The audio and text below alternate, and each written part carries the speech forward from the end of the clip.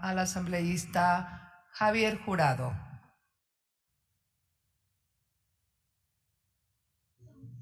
Buenas tardes, señora presidenta. Muchísimas gracias.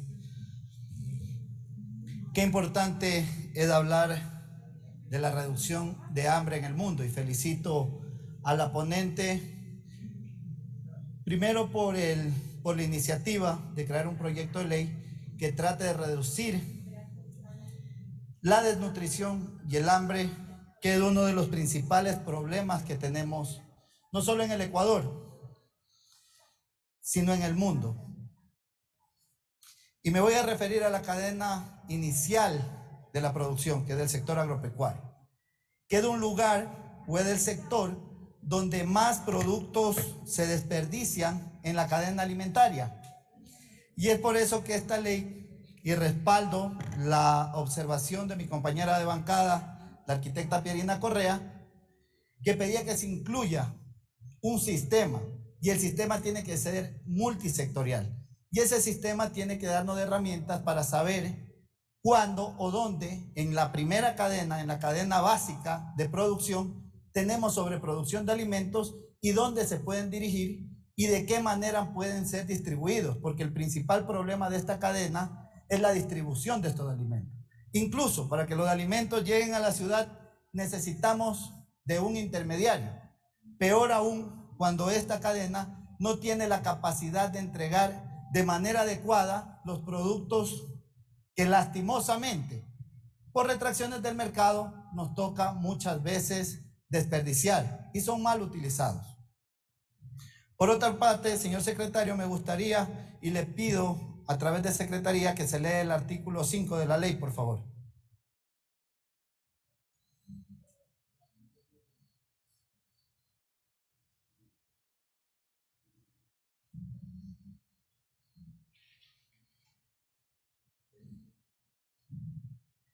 Señora presidenta, con su autorización, procedo a dar lectura del artículo número 5 del proyecto de ley propuesto.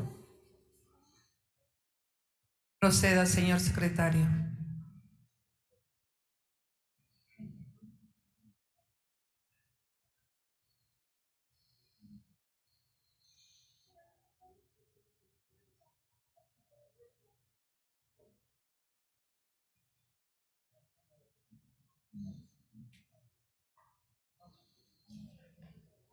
Artículo 5 de los lineamientos para el establecimiento de la política pública. El ente rector de la Agricultura y Ganadería para la elaboración de la política pública considerará los siguientes lineamientos. A. Impulsar medidas integrales para la lucha contra la pérdida y desperdicio de alimentos. B. Coordinar la elaboración de estudios y levantamiento de datos para la generación de estrategias integrales para el combate a la pérdida y desperdicio de alimentos. C. Implementar estrategias para mejorar el aprovechamiento de productos alimenticios disponibles para consumo humano. D. Mitigar el desperdicio de alimentos para contribuir al acceso seguro a alimentos suficientes para el desarrollo, vida activa y sana de las personas. E. Ampliar el uso de alimentos sin valor comercial por medio de las donaciones destinadas prioritariamente al consumo humano. F. Generar campañas de información y comunicación en coordinación con el ente rector de inclusión social para la sensibilización sobre beneficios e importancia de impulsar la donación de alimentos a los actores de la cadena alimentaria y de los consumidores, orientadas a optimizar prácticas para evitar pérdidas y desperdicios. G. Promover con productores y comercializadores de alimentos y organizaciones receptoras la suscripción de convenios encaminados a reducir la pérdida y el desperdicio de alimentos, así como fomentar y canalizar la donación de productos alimenticios en los términos de esta ley.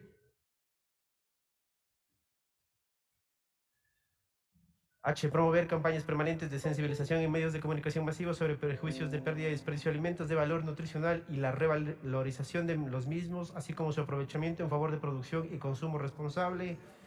Y capacitar a los operadores de la cadena alimentaria sobre beneficios de la donación de alimentos. J. Incentivar el incremento de la cantidad y calidad de alimentos donados en beneficio de personas en situación de vulnerabilidad.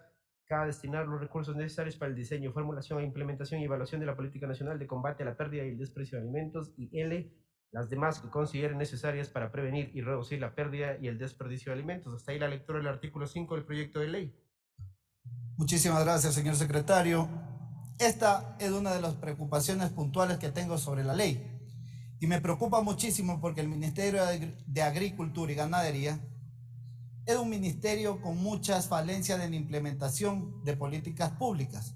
al que no solo se le ha arrancado el presupuesto para tomar medidas en productividad, que ese es uno de los factores que más importan en esta norma. Mientras más productivos somos, más alimentos podemos generar a menor costo de manera eficiente.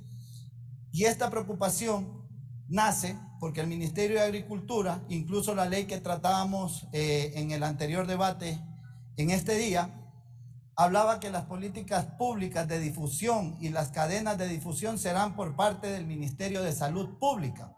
Imagínense, el ministerio no tiene la capacidad. Por eso invito a la comisión a que acoja esta observación con el fin de mejorar la normativa y tenga un carácter de aplicabilidad mayor. ¿Y a dónde quiero llegar y puntualizar sobre este tema? La cadena y la implementación de la política pública tiene que ser multisectorial y no solamente puede quedar en manos del Ministerio de Agricultura, porque es un ministerio con falencias. Aquí tiene que intervenir más actores de la cadena estatal, como por ejemplo el Ministerio de la Producción, el Ministerio de Ambiente por otro lado, y al mismo tiempo el ARSA o su ente rector en el momento. Uno de los problemas que podríamos tener con esta ley es que no solamente sea poco aplicable, sino que también se preste para acciones que no están dentro de los parámetros que quiere la ley y, por ejemplo, se preste para malas conductas de algunas personas que quieran mal utilizar esta norma. Esta norma tiene que estar guiada para solucionar un problema y el problema en el Ecuador es de hambre. Y el sector agropecuario está dispuesto, le oía a Juan Pablo Grijalva, está dispuesto a contribuir con esta norma, pero esta norma tiene que fortalecerse. Por otro lado, el artículo 8 del proyecto de ley se ha enumerado de forma gradual cómo se deben disponer a los alimentos los donantes con la siguiente prioridad: reducción, donación para consumo, alimentación animal, procesos industriales de aprovechamiento, compostaje de residuos orgánicos, relleno sanitario, destrucción. Esta prioridad en el punto 4.5 y 6 del acuerdo a lo que dispone el COA y el COTAD es gestión integral de residuos sólidos, sean orgánicos y inorgánicos de cada GAT, y regula de acuerdo a su modelo de negocios. Puede hacer compostaje o rellenos sanitarios. En este sentido, sería importante que como instrumento de incentivo se puedan generar convenios interinstitucionales entre los gobiernos autónomos descentralizados y los productores para que estos compostajes o estos alimentos que van a ser desperdiciados y pueden ser utilizados para la alimentación bovina, porque no todos pueden ser utilizados para la alimentación y nutrición de animales, y eso hay que tener claro. Necesitamos productos que mantengan la cadena de inocuidad y seguridad alimentaria, y eso también se transfieren a los animales que producimos en el campo.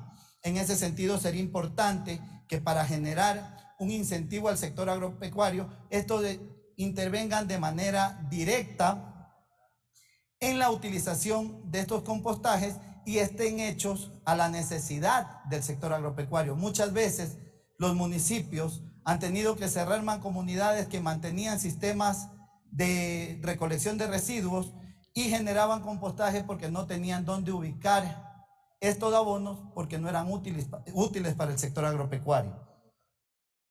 Considero que esta ley va a aportar muchísimo a la nutrición del país. Hay que trabajar de manera mancomunada entre los sectores. Tenemos que hacer un esfuerzo inmenso para que esta ley sostenga la aplicabilidad, sea sostenible en el tiempo y además de eso solvente un problema que está arrasando con la humanidad, que es la desnutrición. Pero al mismo tiempo tenemos que solventar, mejorar las políticas públicas del sector agropecuario, también generar trabajo. Ya lo decía el doctor Molina, en este país mucha gente no tiene ni para llevarse un bocado de comida a él y su familia. Entonces también hay que generar políticas públicas integrales como trabajo, seguridad, empleo digno, y que esa escala que es más vulnerable, la de los jóvenes, los que más se están acercando al delito, tengan la capacidad de tener un trabajo, y eso es política de Estado. Me preocupa muchísimo cuando hablamos de desnutrición infantil y la solución es cerrar un banco, venderlo ya casi depreciado y por el otro lado, al mismo tiempo, quitarle el presupuesto general del Estado, por ejemplo el PAE, que era una de las herramientas para reducir desnutrición infantil en este país. Tenemos que fortalecer esas herramientas para mejorar las condiciones nutricionales de nuestros niños. Y valga la pena, y me voy a tomar el espacio que no debería porque el tiempo apremia y esta ley es muy importante, pero quiero enfatizar sobre algo.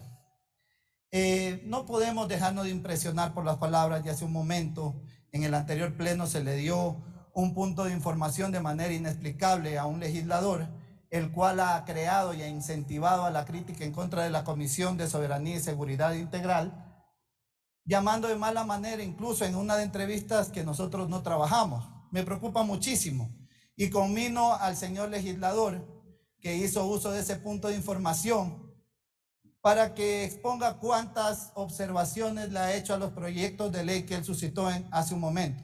Uno, el proyecto de uso progresivo y legítimo de la fuerza, y por otro lado a la ley que regula la disciplina de las Fuerzas Armadas.